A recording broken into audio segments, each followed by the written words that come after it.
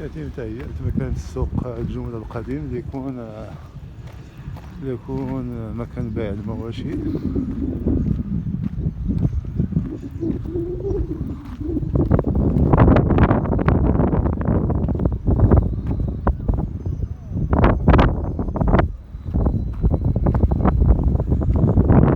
السوق القديم، سوق الجملة، يتم تهيئة.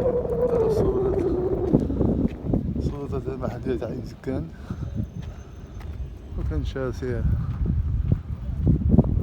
هنا سيكون سوق كبير لبيع المواشي في جهة شارع عين سكان، حيث